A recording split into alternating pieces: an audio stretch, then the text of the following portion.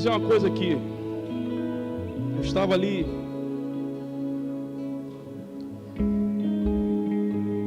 antes eu estava sentado ali, adorando ao Senhor, em pé.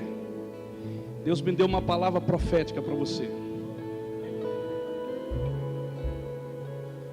Vou lançar essa palavra para você. E Deus me deu uma palavra para os jovens e adolescentes. Sabe qual a palavra que Deus me deu? Deus falou assim: filho, fala para eles que eles não têm que ter como padrão o erro do pai ou o erro da mãe.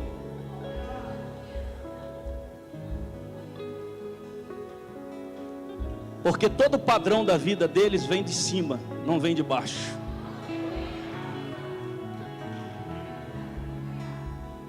Eu vou ser mais claro ainda. Talvez nesse culto eu seja mais claro do que no das 19. Porque muitos jovens e adolescentes estão tendo a sua personalidade, o seu caráter distorcido no que tange a figura masculina ou a figura feminina. E aí a sua vida começa a distorcer, os sentimentos dele ou dela passam a ser diferentes. Em vez de ter o sentimento pelo sexo oposto, tem sentimento pelo sexo igual. Porque de repente vê no pai um exemplo terrível. Eu não quero me casar, não quero ter relacionamento com o homem, porque o que eu vejo do meu pai, com a minha mãe, o que ele faz. E aí você começa a mudar o seu sentimento, você começa a mudar a sua preferência, você começa a tentar mudar o DNA do qual Deus te formou desde o ventre da tua mãe. A medicina e a ciência não mudam esse DNA. Preste bem atenção na revelação do Pai, de Deus. Isso não veio da minha cabeça, irmão. Estava ali, Deus falou comigo assim. Então se você olha no teu pai e não o vê assim, olha para mim, que você vai ver que eu sou na tua vida. Ei, recebe isso aí, meu irmão. Então adolescente, jovem, que está de repente distorcendo ou querendo negar o DNA que Deus se formou no ventre da tua mãe, por causa de exemplos, por causa de traumas, por causa de frustrações com relação à figura do oposto. Em nome de Jesus, em nome de Jesus, jogue isso por terra. E vocês que estão me ouvindo aí atrás, a mesma coisa. Eu não posso ser muito claro, mas eu creio que o Espírito Santo está sendo bem claro para você. Em nome do Senhor Jesus. Vamos acabar com isso em nome de Jesus. Vamos acabar com essa inclinação. Vamos acabar com essa justificativa. Em nome de Jesus, se posicione, porque o teu pai é perfeito, o teu pai te formou, o teu pai te deu um DNA, o teu pai te colocou, o teu pai trata com você, o teu pai, louvado seja o nome do Senhor. Eu vou ser mais ousado, você mais ousado, você mais ousado, você jovem adolescente que está aqui e que tem vivido essas experiências terríveis dentro da tua casa. Eu quero orar por você aqui agora, em nome de Jesus.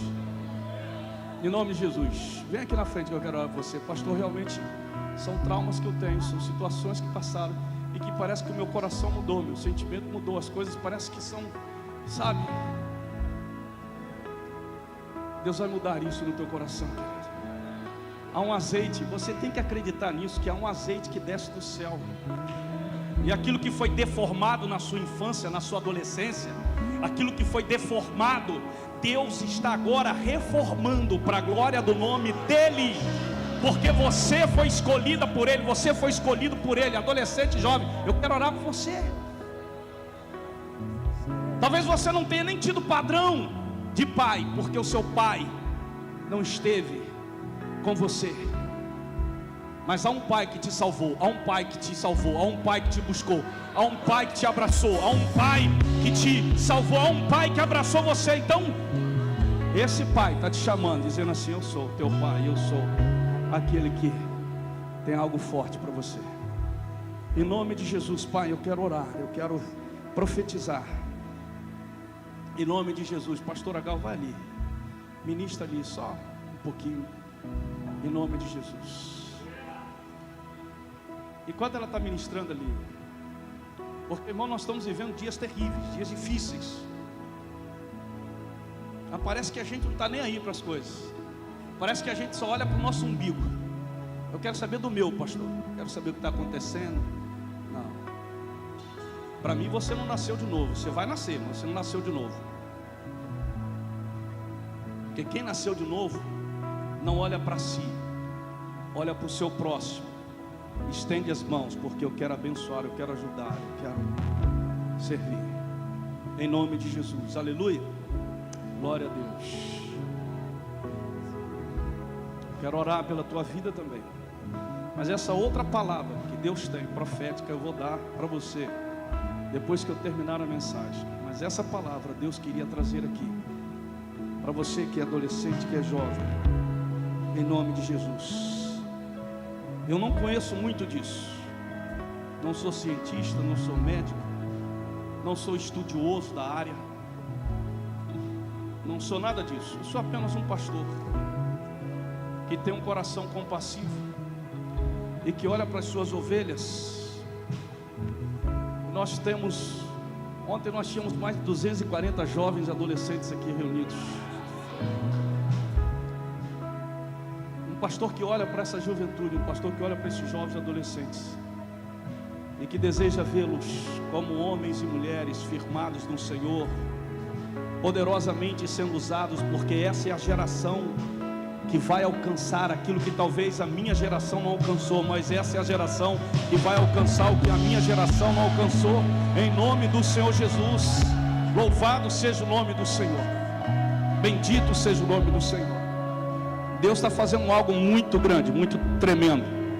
Tivemos aqui o nosso encontro com os homens, foi uma maravilha o nosso culto. Nunca vi tanto homem na minha vida.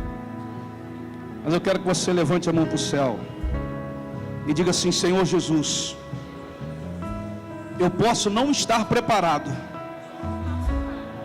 mas eis-me aqui. Eu quero ser usado pelo Senhor, transformado naquilo que eu preciso ser, para a glória do teu nome. Eu quero declarar que nesta noite eu me apresento diante do Senhor, para que o Senhor faça o que precisa ser feito, em nome de Jesus. Aleluia! Vamos dar uma salva de palmas para Ele. Ei! Glória a Deus! Aleluia! Pode se assentar, queridos. Meu Deus, meu Deus, tem uma água descendo aqui, tem um rio descendo aqui sobre a tua vida, hein? Tem um rio aí. Muita coisa para acontecer. Louvado seja o nome do Senhor. E essa palavra Deus me deu, processos que transformam a vida. E Deus tem me usado muito para falar sobre processos. Deus trabalha por meio de processos. Cada um de nós que está aqui,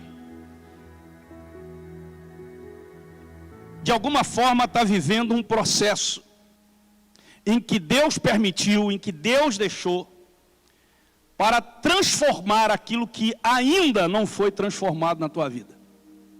Que Deus, diga assim, Deus trabalha por meio de processos. Amém?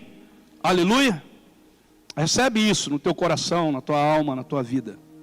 Tudo o que você está vivendo em sua história de vida faz parte de um processo de Deus na sua vida. Eu vou repetir, tudo que você está vivendo na história da sua vida faz parte do processo de Deus na sua vida. Os processos de Deus transformam a nossa vida. E muitas vezes nós não entendemos por quê.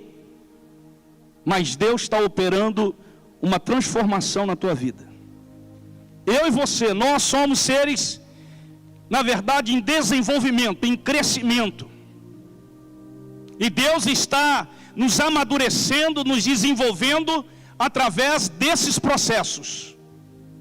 Que Deus faz com que nós passemos por eles. Há pessoas aqui que estão vivendo processos terríveis na sua vida. Muitas vezes não está nem entendendo o que está acontecendo. Por quê? E hoje, nós vamos aprender, através da vida de um homem, que tem a sua biografia citada na Bíblia, mas de forma muito simples e muito sucinta, mas que nos revela e que nos traz ensinamentos que nós precisamos. E eu vou querer que você acompanhe só o texto. O texto é só um versículo, que diz assim, o homem é esse daí, ó. Certo homem de Cirene, chamado Simão, pai de quem?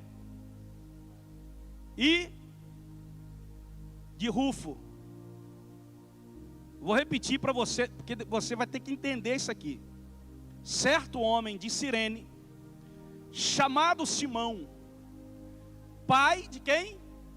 De Alexandre e de Rufo, passava por ali, chegando do campo. Eles o forçaram a carregar a cruz.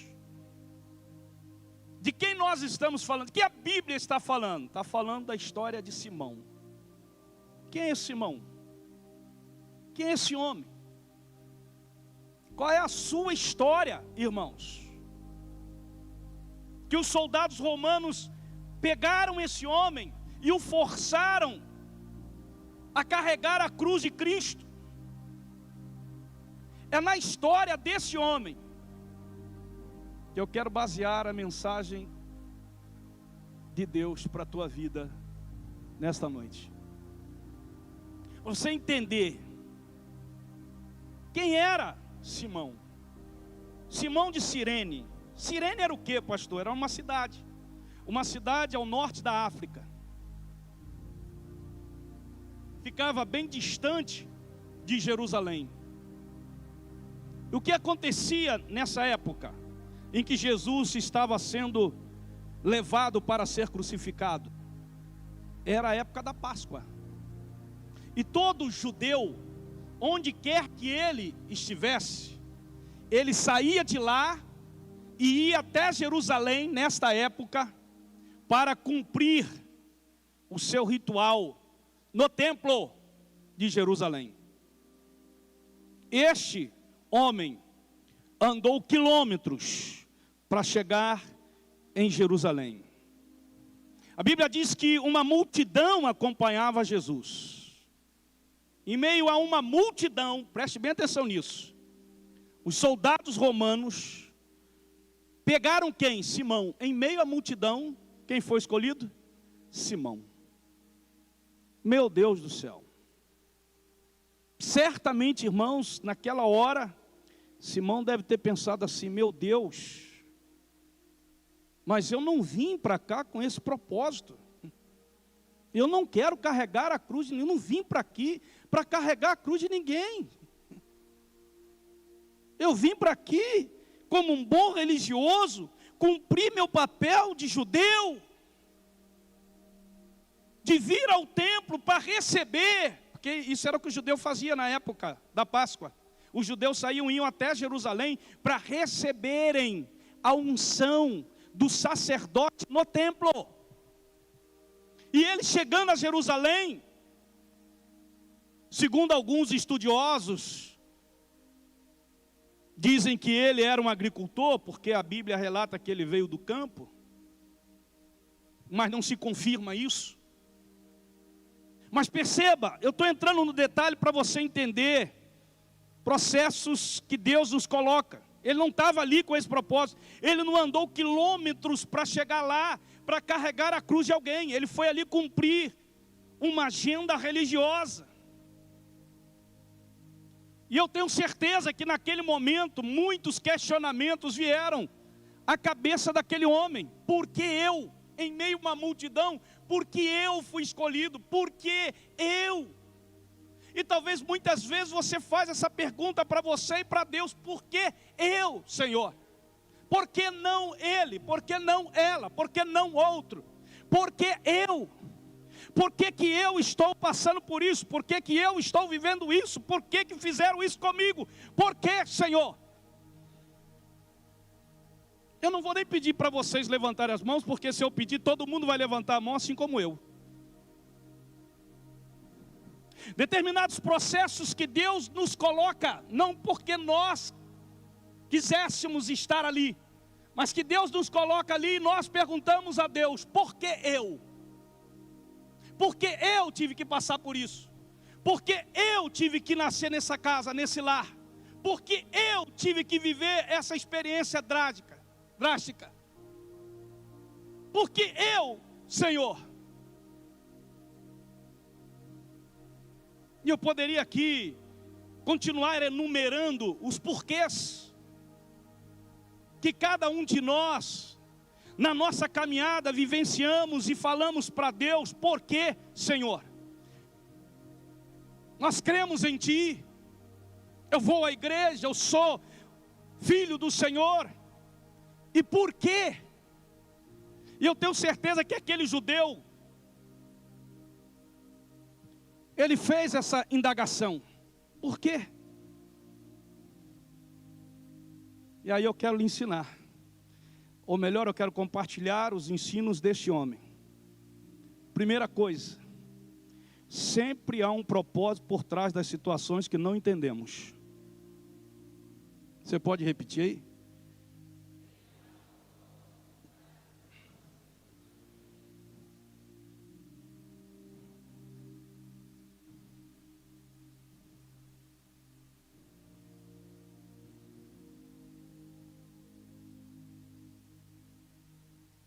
Por que o Senhor levou meu filho tão cedo?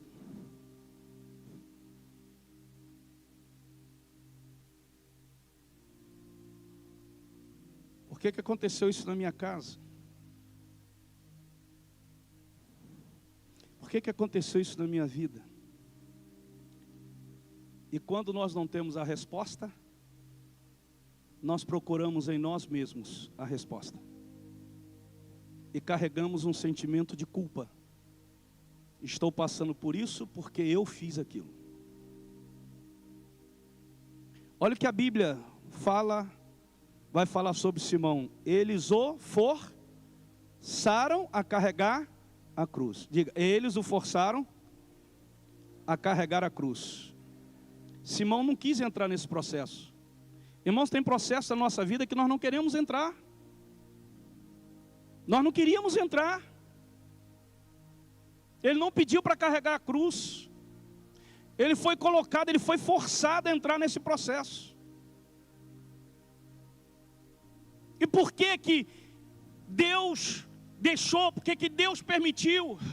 Para Ele trabalhar na tua vida.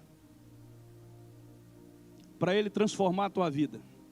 Para Ele amadurecer a tua vida. Para Ele fazer aquilo que Ele quer fazer lá na frente através da tua vida. Irmão, tem muita revelação de Deus aqui. Se você tiver com os olhos abertos espirituais, se você tiver com o coração aberto, você vai entender cada revelação que Deus está dando para você. Você vai se colocar naquela situação, vai dizer assim: eu não entendi, agora estou entendendo. Você entrou para Deus trabalhar na tua vida. Porque veja, em meio a uma multidão de gente, logo eu, cara.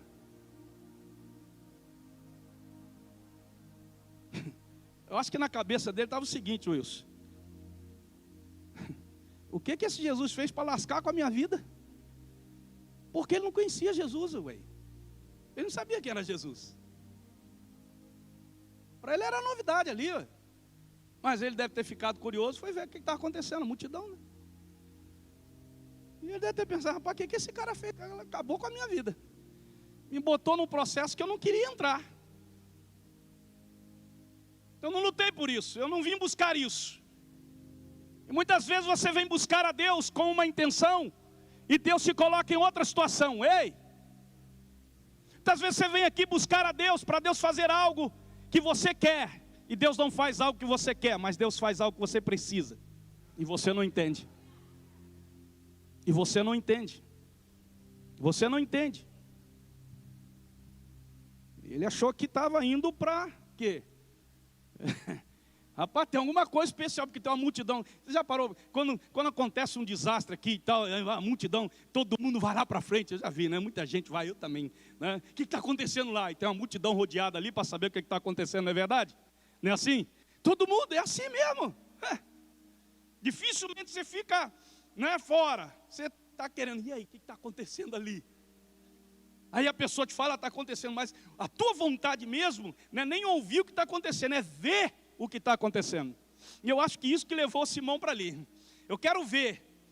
Então tinha uma multidão, eu quero ver. Não, é o Jesus vai estar carregando a cruz, mas eu quero ver. E ele foi bem pertinho, então, deixa eu entrar aí, dá licença. Soldado romano, pá, pegou.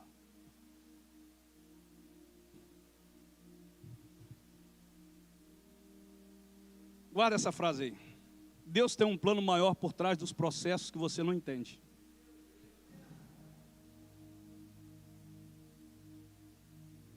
Isso aqui mexeu muito comigo, essa frase. Tem coisa que eu não estou conseguindo entender.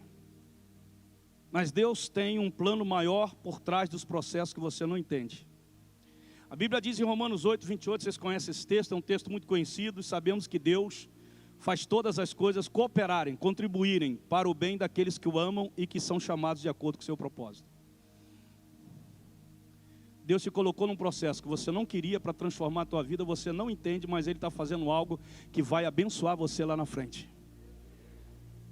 Amém? Amém? Então entenda isso. Segunda coisa que nós aprendemos com esse homem: Deus faz algo novo na vida de quem está em movimento.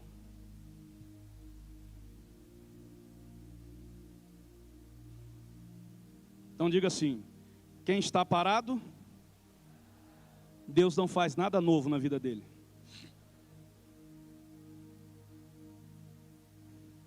Você entende agora? Quando um crente está parado, Deus não faz nada novo na vida dele. Conheço pessoas que têm curso, têm treinamento, têm faculdade, tudo, mas na obra do Senhor não faz nada. Mas o pior não é isso, Davidson. O pior é que ele pensa no domingo. Deus não está preocupado com a igreja que se reúne no domingo. Deus está preocupado com a igreja da segunda-feira.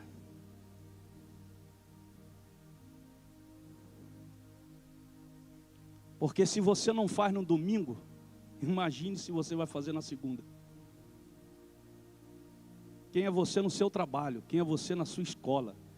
Quem é você na sua casa? Quem é você? Que igreja é essa que você é? Na segunda, na terça, na quarta, na quinta, na sexta?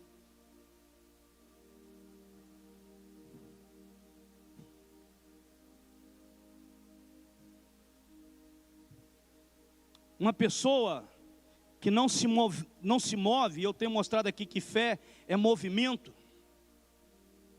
Pessoas que querem viver coisas novas de Deus precisam estar em quê? Em movimento. Se tem algo que atrai Deus, são mãos ocupadas. É gente que se movimenta. É gente ocupada. É gente que está fazendo alguma coisa.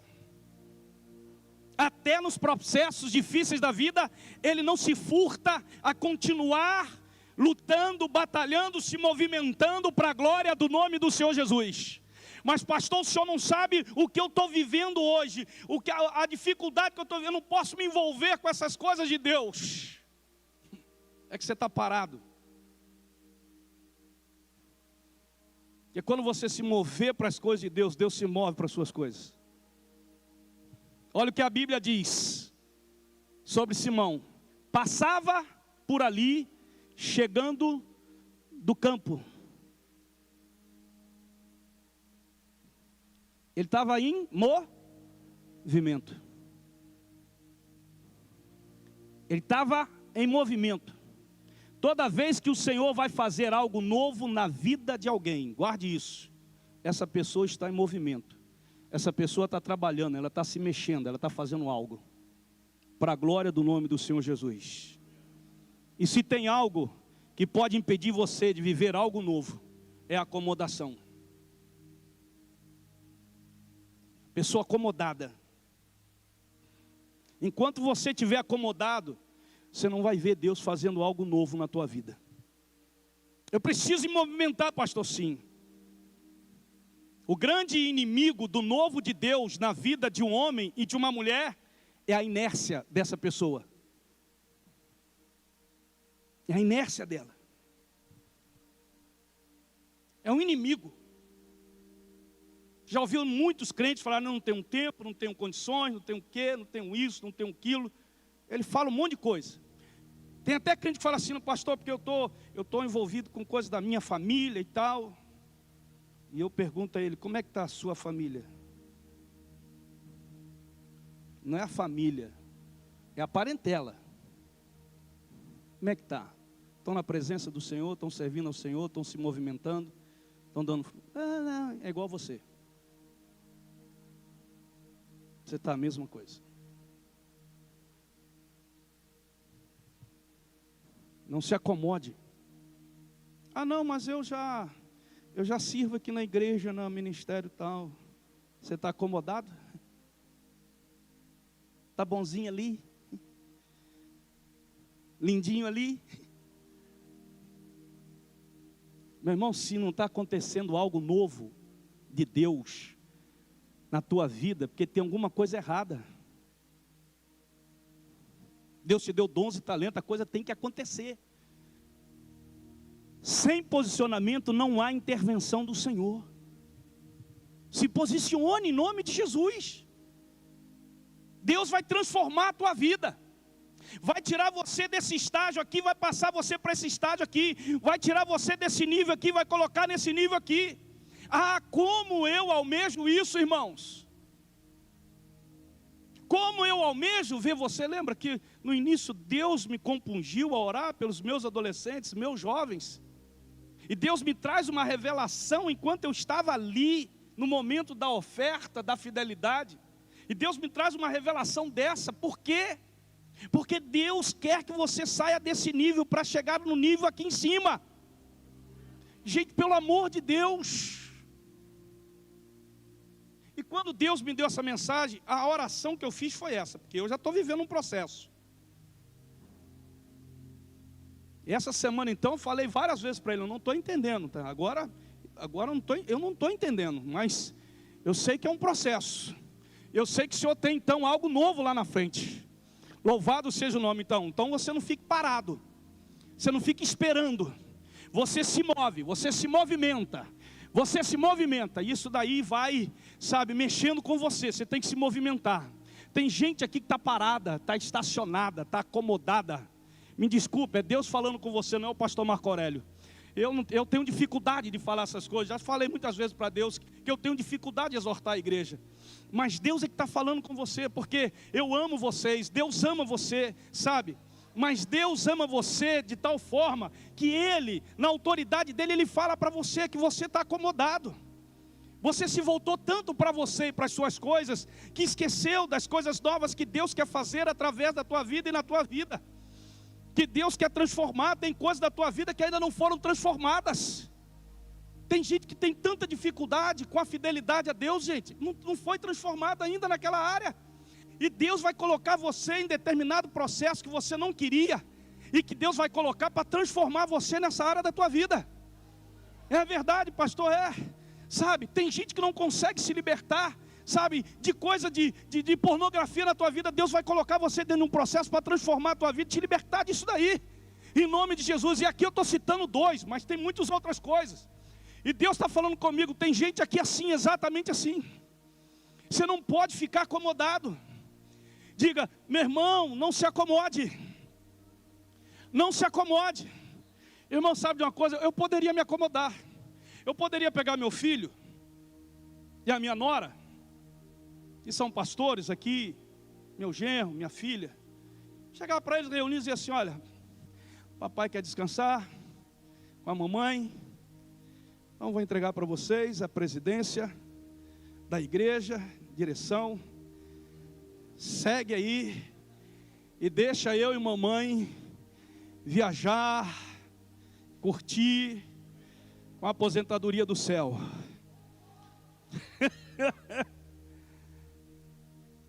É mesmo, pastor? Poderia. Mas seria como se eu estivesse dizendo para Deus assim: estacionei, para mim já deu.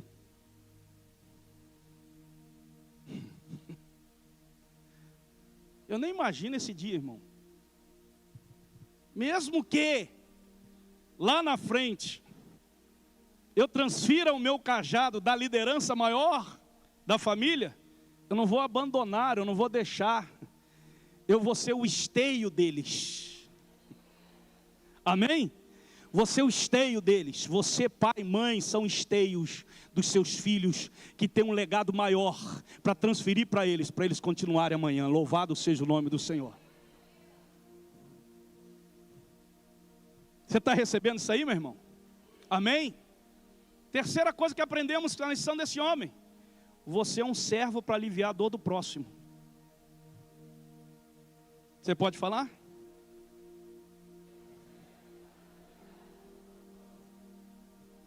É, filho. A máxima de Jesus, olha aqui para mim aqui. A máxima de Jesus: eu não vim para ser servido, eu vim para servir. A máxima do rei, a máxima do príncipe, a máxima do Senhor: eu não vim para ficar sentado, eu vim para servir. Aí vocês conhecem o texto, ele pega a toalha, pega uma bacia de água, e evidentemente para lavar os pés ele teve que se ajoelhar. Você imaginou já essa cena? Ele ajoelhado, pegando a toalha, lavando os pés de Judas.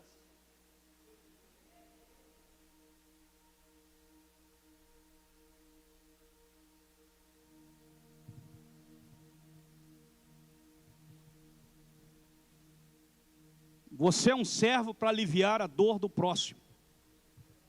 Enquanto o levavam, olha o que o texto diz dele, de Simão: agarraram Simão de Cirene, que estava chegando do campo, e lhe colocaram a cruz às costas, fazendo-o carregá-la atrás de Jesus.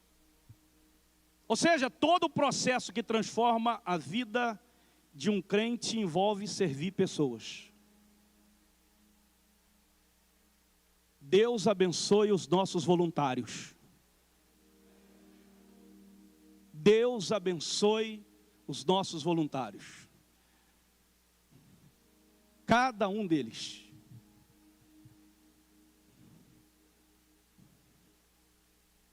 Estou aqui para servir. Simão foi o ombro de Jesus. Simão aliviou a dor de Jesus.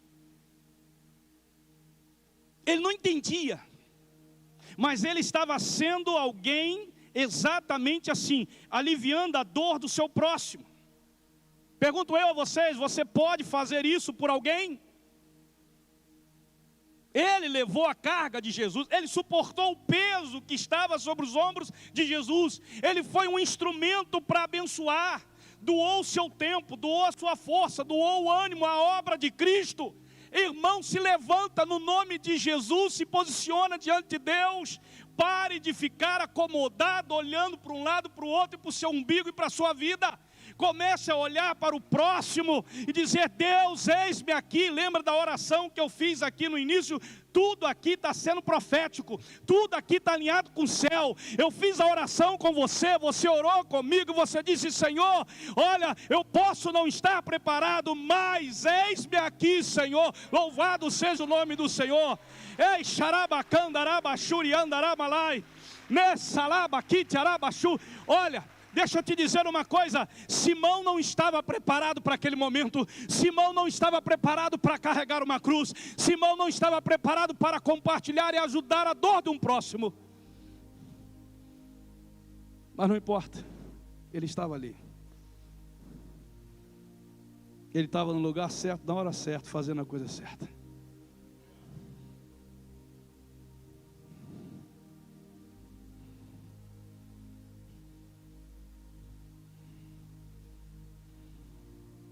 Ultimamente a minha oração tem sempre sido essa: Deus, preserva a minha saúde. Eu quero ter saúde até o último momento.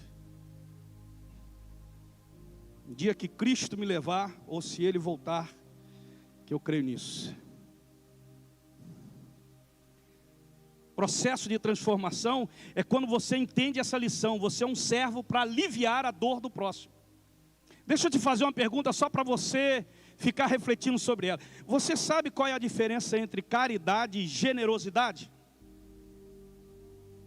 Você sabe? A diferença entre caridade e generosidade? Caridade é quando você faz algo a alguém que está precisando. Generosidade é quando você faz algo para alguém que não precisa. Dorme com essa. Rumina isso. Aí vocês vão entender o que é honra. Você só vai entender esse princípio da honra, que eu já ensinei várias vezes aqui na igreja, quando a pastora ensina lá no curso, e que ela fala de primícias. Você só vai entender isso daí quando você entender a diferença entre caridade e generosidade.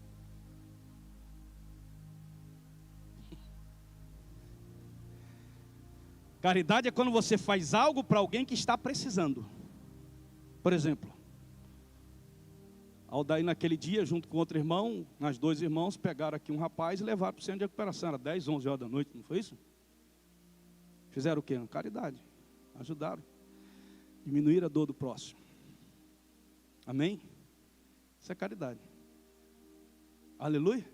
Agora, generosidade é quando você faz algo para alguém que não precisa, mas você fez. Talvez você diga assim: para que eu vou dar isso ao pastor? Ele não precisa.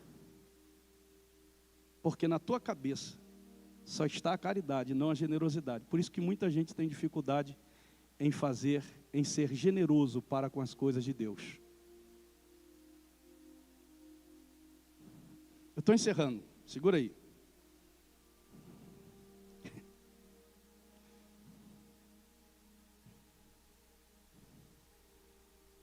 Nós não imaginamos a dimensão do que Deus faz quando nos permitimos ser doadores e abençoadores, mesmo enfrentando os nossos processos da vida.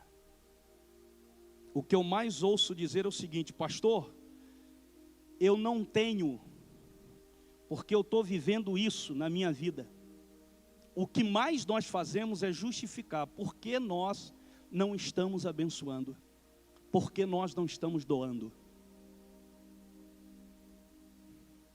Porque você está passando por um processo. E é no processo que nós estamos passando que Deus vai provar o seu coração.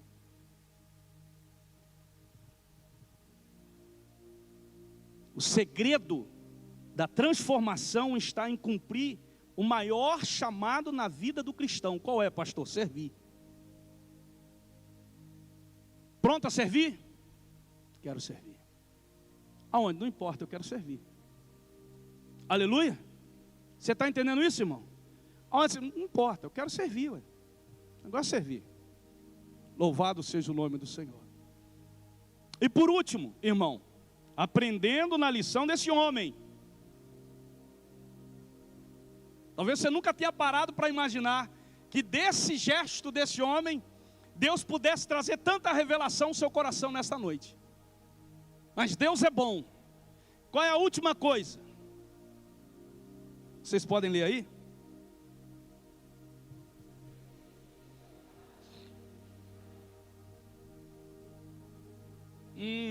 Lembra agora que eu pedi para vocês destacarem no texto quando estava lendo? Saúdem Rufo, eleito no Senhor. Rufo era filho de quem? É sua mãe, que tem sido mãe também para mim. Para mim quem? Quem escreve essa carta de Romanos? Paulo. A mulher de Simão também servia a Paulo. E Rufo, filho de Simão, recebeu o legado do pai. Louvado seja o nome do Senhor. Sabe, quando você está no processo e Deus está transformando você, querido, você precisa enxergar além do imediato. Eu vou ler o texto de Romanos, você vai acompanhar o texto de Romanos. Olha o texto de Romanos, o texto de Atos dos Apóstolos. Olha o que diz Atos dos Apóstolos. Na igreja de Antioquia havia profetas e mestres. Barnabé, quem era outro profeta? Quem era outro profeta? Quem era o profeta? Simão. Simão, chamado Níger, Lúcio de Cirene, Manaém, que fora criado com Herodes, e o tetrarca e Saulo. A Bíblia, meu irmão, cita que toda a família de Simão se converteu e se tornou uma bênção na vida da igreja. Você se converteu para se tornar uma bênção na vida da igreja do Senhor, meu irmão. Você não se converteu para ficar parado olhando só para si e para suas coisas. E tem muito irmão dentro da igreja assim. O sangue de Jesus tem poder com essa vida.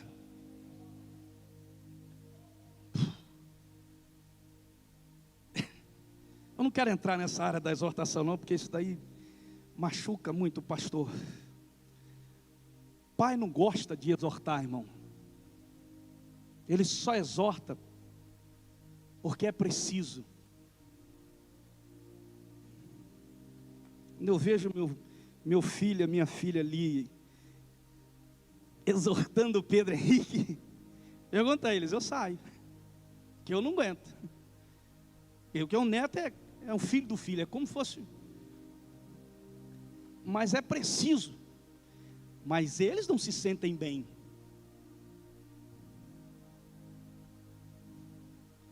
Então deixa eu dizer uma coisa aqui, com muito carinho, muito amor. Qual o legado que você está deixando para a próxima geração? Qual o legado que você está deixando para os seus filhos? Paulo cita aqui, olha, deixou registrado na Bíblia. Cita o filho de Simão e a esposa dele, dentre os cristãos de alta consideração em Roma. Rufo, filho de Simão, e a esposa, que também cuidava dele. A Bíblia fala como este homem deixou um legado para os seus filhos. Seus filhos eram cooperadores comprometidos na obra de Deus. Se há algo que você precisa enxergar é isso. Qual o legado que eu vou deixar para o meu filho, para a minha filha? Qual o legado que eu vou deixar para os meus netos? O que eu estou deixando? Se você não é comprometido com a obra do Senhor, é isso que você está deixando para os seus filhos. Como que é meu pai? Como que é minha mãe? É assim.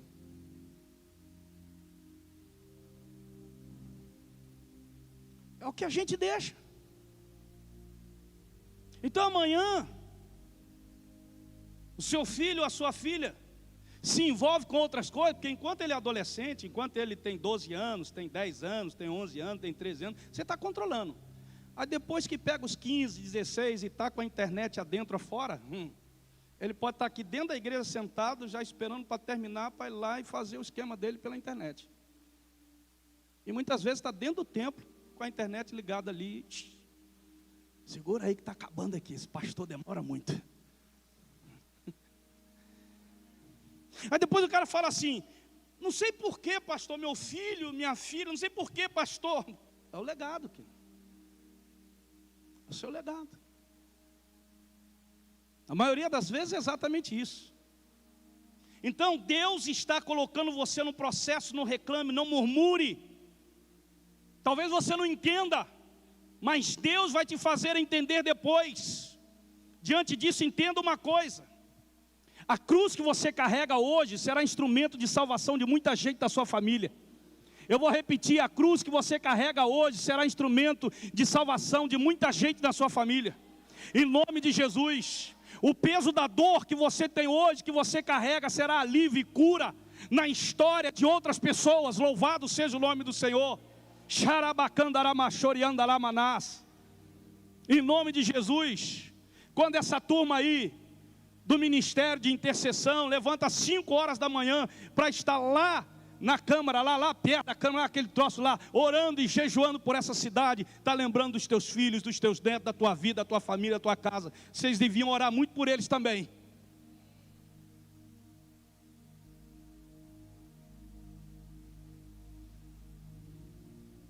Está forte, mas é assim mesmo. Tem coisa que você não vai ver, mas a próxima geração vai dizer, graças a Deus, porque meus líderes deixaram esse legado para mim, meus pais deixaram esse legado para mim. Louvado seja o nome do Senhor, bendito seja o nome do Senhor. Graças a Deus que o pastor deixou esse legado para nós. Você vai dar graças a Deus. Você não vai entender o processo, mas Deus está preparando coisas maiores para a tua vida. Aquele dia Simão queria esquecer, tornou-se inesquecível. Com certeza ele queria esquecer. Você imagine, um judeu carregando a cruz de um judeu que era tido como herege. Imagine, que vergonha para um judeu carregar a cruz de um judeu que iria ser crucificado. A vergonha. Era um dia que ele queria se tornar inesquecível.